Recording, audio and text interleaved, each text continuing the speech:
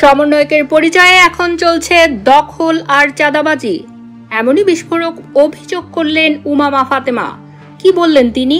কি ঘটছে আন্দোলনের আড়ালে? বৈষম্য বিরোধী ছাত্র আন্দোলনের প্রাক্তন মুখপাত্র উমামা ফাতেমা বলছেন, সমন্বয়ক পরিচয় দিয়ে এখন জায়গায় জায়গায় চলছে দখল ও প্রভাব খাটানোর চেষ্টা।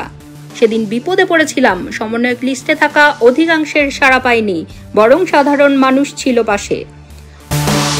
5 আগস্ট পর্যন্ত সমন্বয়ক হিসেবে পরিচিত যারা ছিলেন তাদের কার্যকলাপ নিয়েও প্রশ্ন তুললেন উমামা। তিনি বলেন, এখন সবাই হঠাৎ করে সমন্বয়ক, কেউ জায়গা দখলে ব্যস্ত, কেউ প্রভাব খাটাচ্ছে। মনে হচ্ছে রক্ষী বাহিনীর মতো একটা সমন্বয়ক বাহিনী গড়ে উঠেছে। আখতারুজ্জামান ইলিয়াসের কোয়ারির রেফারেন্স টেনে তিনি বলেন, আজকের সমন্বয়করাও যেন তেমনই দখলকারী বাহিনীতে রূপ নিচ্ছে। তবে এখনো পর্যন্ত কোনো সমন্বয়ক এই অভিযোগের প্রতিক্রিয়া দেননি। উমামা ফাতেমার অভিযোগ কি আন্দোলনের অন্তদ্বন্দ্বের ইঙ্গিত, নাকি এটা এক নতুন অধ্যায়ের শুরু?